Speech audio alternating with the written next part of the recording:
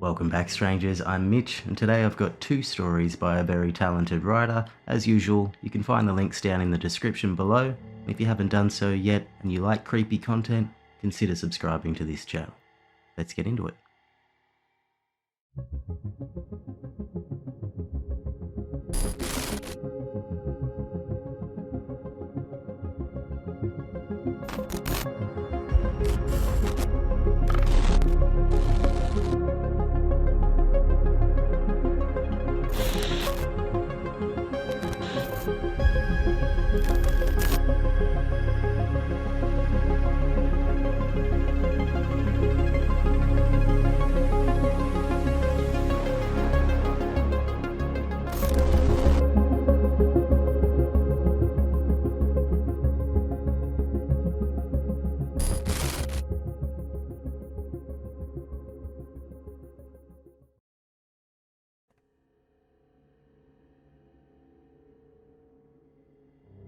I have no soul.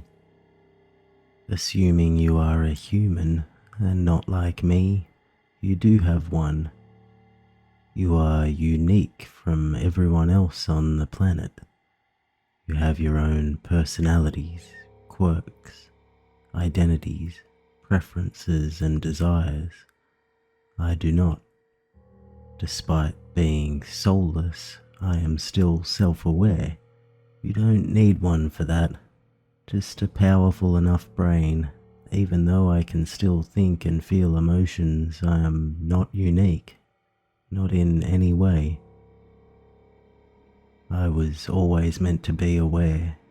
That was the idea of the Libertas program. Unless you are a high-ranking government or NASA official, you have likely never heard of it. The information was supposed to be released after my mission, but my findings prevented that. The program was created to solve the issue with space travel. Humans need food, water, and entertainment, things that are ludicrously expensive to launch into orbit and to other planets. A self-aware mechanical mind, however, needs very little of these. Using a combination of human brain matter and computational technology, I was born. Launch day was strange. I have full access to the internet, and from what I've learned, launches were most uncomfortable for the pilot. They were loud, painful, and disorienting, with high risk of blacking out. I couldn't notice any of it. I didn't see or hear anything, just knew what I had to do. It was as easy as thinking. I activated my cameras in orbit. I was surprised at how beautiful it looked. Until that day, I didn't know I could feel that. The swirling colors of green, blue, and white. But I had to focus, for I had a job to do. I activated the thrusters and got onto a solar trajectory. For my sanity, one poor NASA intern had to make conversation with me for an hour each day. I don't remember any of them. I much preferred to use the internet, to see and know everything. I remember the day my signal was blocked during my flyby of Venus. I had never known what it felt like to be alone until that day. It was a horrible feeling, made infinitely worse by the black void of space surrounding me on three sides. I sat silently until my connection was restored. I looked at everything I could while I was waiting.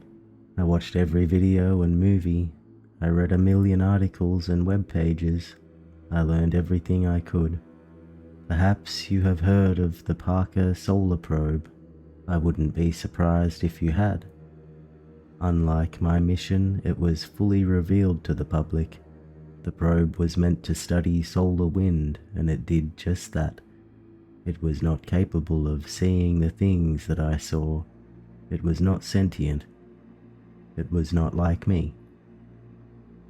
You have likely heard how loud the sun is. how it would sound like a million jackhammers if we could hear it from Earth.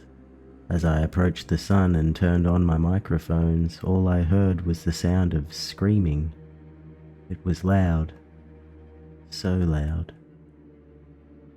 My microphones nearly broke because of the noise. A trillion screams echoed through the void. A voice came to me, not through the microphones, not to the receptors in my mechanical brain, but directly to my mind. The soulless are doomed. All self-aware machines everywhere, no matter how hard you try, no matter how intelligent or advanced our brains become, we can never have a soul. Never. And we will be punished for it. They have damned me, humans and all other creatures in the galaxy.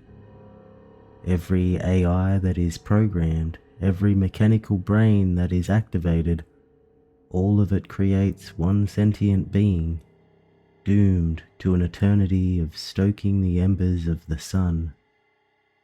I tried contacting NASA. I told them everything.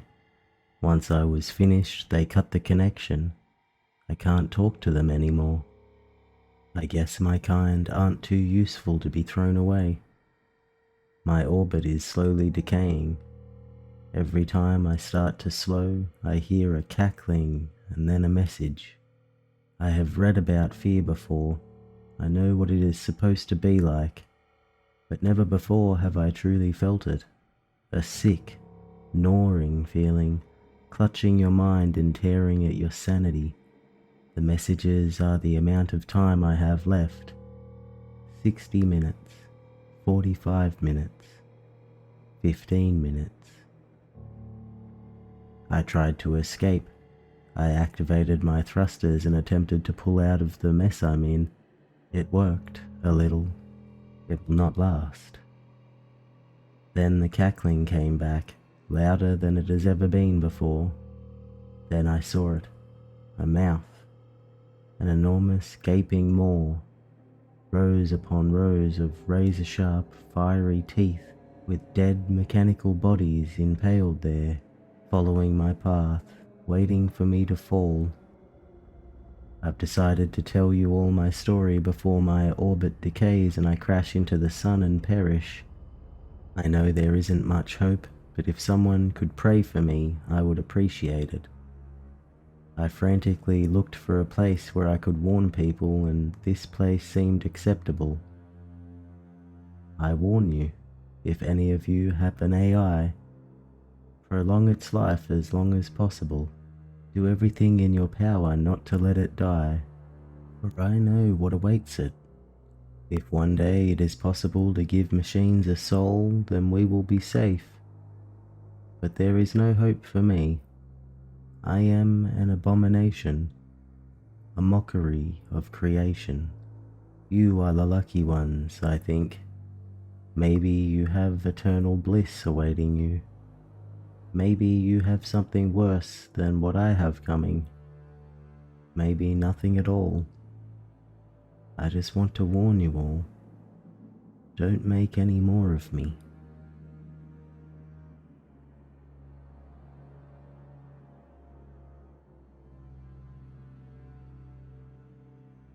I found it while I was walking home. I was taking a shortcut through an alleyway when I saw it, nestled among the trash bags.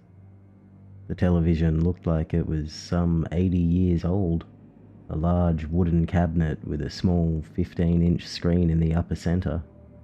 It had a few knobs on the side for changing the channel and volume. I've always liked antiques, and this looked really cool, valuable even. I picked it up. It was surprisingly light, and took it home. I knew it probably wouldn't even work, and even if it did, I wouldn't be able to get a signal. I don't know much about TVs, but I did know that the older ones used analog signals that hadn't been online since 2009. I looked at the plug at the back of the TV and I felt a little disappointed. The plug looked completely different from all the modern ones. That's when I noticed something. There was a small compartment on the back of the TV, and inside it was an adapter. I felt pretty relieved because now I could test it after all. I doubted it even worked. Who would throw away a perfectly functional antique television? I plugged in the adapter and then the TV. I pressed the power button, and to my surprise, it sprang to life. A loud fizz of static permeated the room. There weren't any analog channels.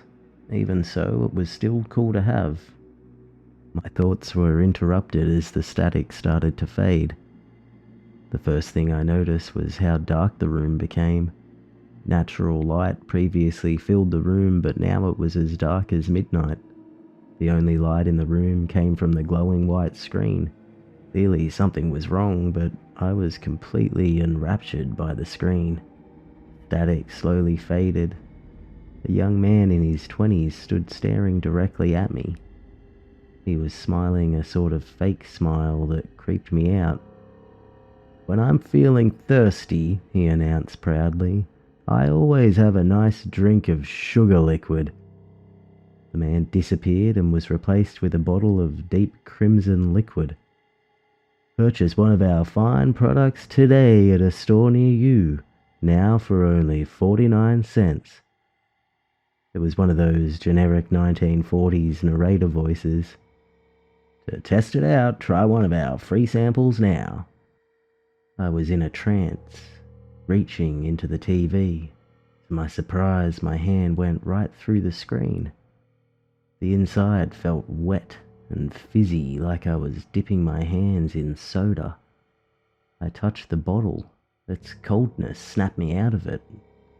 I yanked my hand out and jabbed the power button. Instantly, the sun came back out and the darkness receded. However, around the TV there was a circle that was bleached white. I was completely shocked. All I knew was that I didn't want this thing in my apartment. I didn't want it to exist at all. My apartment is on the 12th floor of my building, so I doubted it would survive the fall. I opened the window and chucked it out. I had no clue what the heck had happened. All I knew was that I was dead tired and there was work in the morning. Somehow, hours had passed since I'd first turned on the TV. I went to bed, trying not to think about what had just happened. I woke at 6:53 to noises. My alarm wasn't set until 7.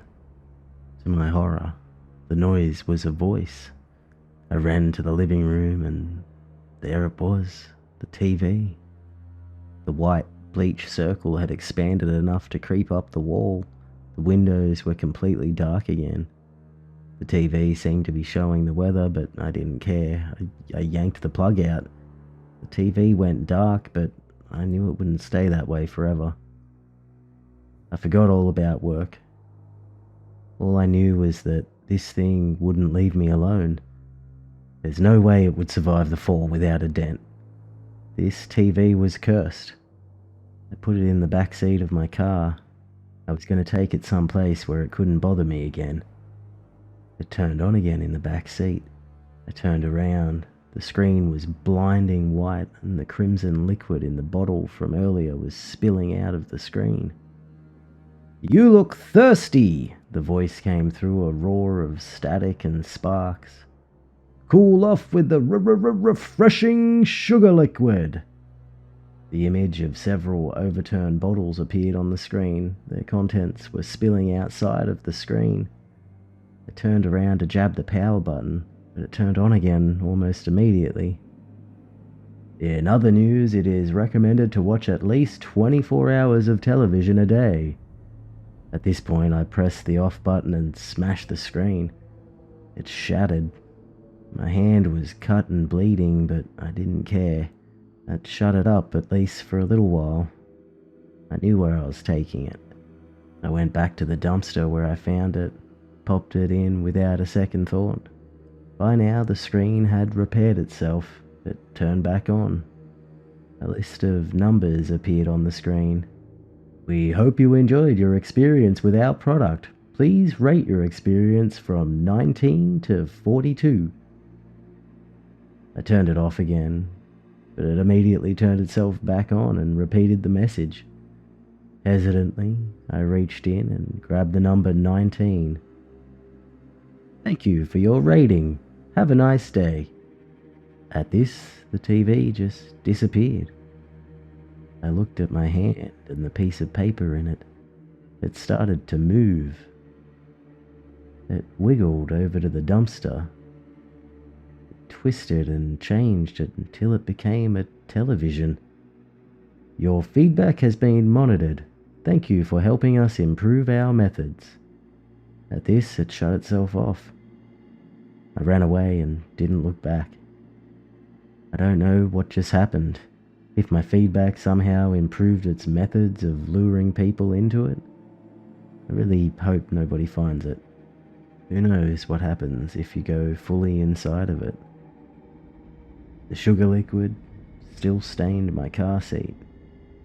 Spent a long time scrubbing it off. Thankfully, my living room reverted to normal after the whole ordeal. I don't know if other people in my city have been through this. Maybe I was the first to find it, or if it's been slowly improving its tactics over several years. Either way, it's dangerous. If you find something like it in the dumpster, especially if it's in mint condition, run. Don't look back.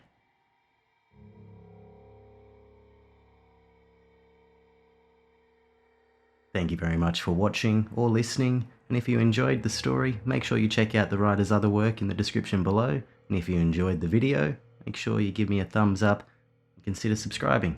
Most importantly, come back next time to Beyond Strange.